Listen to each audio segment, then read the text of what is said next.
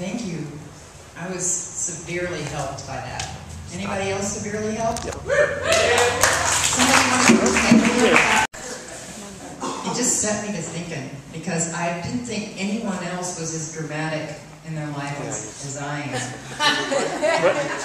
Do you have those ups and downs like Joel? Or is it just me? Just me too.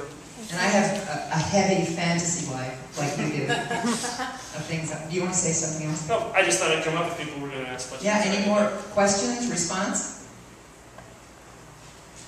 Did you ever get to take the RV out by yourself? Nope, never did. But he wasn't comfortable, and I asked for what I wanted, and It didn't happen. yeah. Anybody else have something you keep asking for and never get? Oh, all the time. Whoa. Deborah. I have a question. You said that you were quoting somebody and you said the scapegoat is never entirely true. I was quoting René Girard, who's a philosopher I learned about, and actually I was saying that he says that the scapegoat is innocent.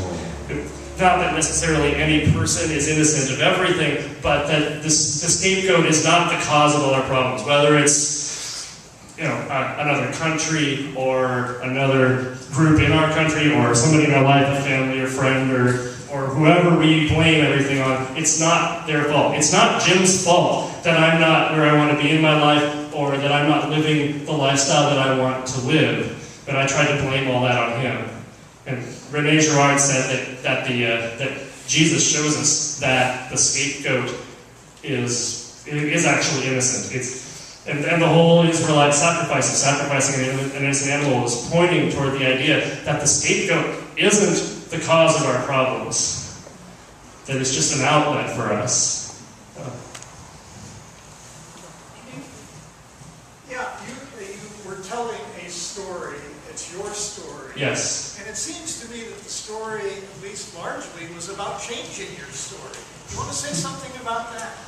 Changing my story. Yeah. I think stories are really powerful. I mean, I love storytelling and myth for all the beauty and fantasy of it, but I also think that the stories, that we tell ourselves stories every day in every part of our life. And I was telling myself a story of the poor, persecuted man whose father-in-law was clutching all of his dreams in his hand like this nasty ogre. And it wasn't a story that was true for me. It wasn't a story that was helpful for me. So stories are a way of telling ourselves how to be, how to live, how to cope with things in our lives. And if we tell ourselves coping stories that let us make enemies instead of loving and stuff like that, it's harmful. So changing your way of thinking is about looking at the stories you're telling yourself and seeing how you can change those. Yeah. So dealing with the fact that you asked Jim, hey, I want the RV, I want to drive it by myself, and then realizing that you're really connecting with him and actually putting yourself out there after the fact that you got the negative of no, you can't do it. I mean, you still, you pushed through and looked at the positive of it. I just connected with my father-in-law. Those types of situations for me, I get all ticked off. I mean, it's hard to get by that. Well, the way that I processed it, at the original moment when I find out these things, I do get ticked off. Like I was saying, I get furious. So gaining some space to think about it was one way to sort of process it and think about whether I'm being unfair or whatever. The other thing that I did was I was telling Andy that, I'm going to have to just go to him and ask him to train me on the motorhome so we can have our agreement. She's like, I don't know, he's always been real touchy about his baby. I don't think he's ever going to let him in. I was like, well, I need to ask. If I never ask, then I'll never know.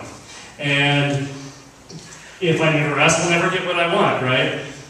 But the thing that I had to keep in mind was that it's not mind control. Just because I did the right thing and acted all forthrightly doesn't mean I automatically get to have what I want or manipulate him into kill him with kindness and manipulate him into giving him away what I want, like some sort of judo, right? I'm making a request, and I have to realize that he is free to refuse that request. That's one thing I've been learning a lot about the last year, is learning the difference between a request and a demand. A demand, if you make a request and somebody says no, and that's not okay with you, then it wasn't a demand. It wasn't a request, it was a demand. Yeah? So I really like what you said about when you offered him your help, about taking the position of like a student instead of like instead of saying you need my help, I can offer it to you, saying I want to help you so that I can learn from you. I thought that was awesome. Thanks. Yeah, I felt like the pattern that I kept falling into with him was sort of resenting everything that he liked and that he had knowledge of, and there he goes here talking about whatever, and like secretly thinking that the things that I'm into are so much better. So letting him teach me about something that he cared about was a big step. Yeah. Yeah. You were talking about the story of civilization and the story of Yeshua. Yes. Can you compare and contrast those in your story, like how those? Okay. Well, let me think. Like I learned from reading about Rene Girard, this whole rivalry system of wanting what each other has. Annie and I were just watching the movie The Messenger about Joan of Arc yesterday, and I went and looked up all the history, and oh my God, that war against France and England lasted for over 100 years. It's about like these kings that married between each other's lines, so like technically the English kings were also in the line to be the kings of France, and like the kings of France didn't want the kings of England to be the kings of France because they were like, hey, we got the right of succession, but they're like, oh, we can't have a foreigner living in our country, and like they all wanted what each other had, and they all clashed over it, and like thousands went to their deaths so that these people could squabble over who had what. And that's the most clear picture I've recently encountered of what civilization, what civilization's logos is.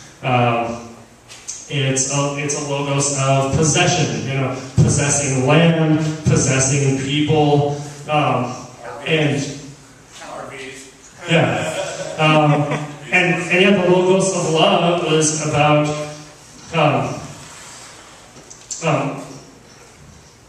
freeing people from that and treating people as valuable no matter what they were. Jesus's MO was to sit down and have a meal with anybody who would share it with him. And he was about connecting with people and building those strands of love. To whoever would buy it. Some people he sat down to have dinner, and they were like, oh my God, you're a whore touching your feet. And he's like, hey, this is an act of pure love, so step off, But he was offering that to anybody who would sit down with him. So yeah, it's powerful for me.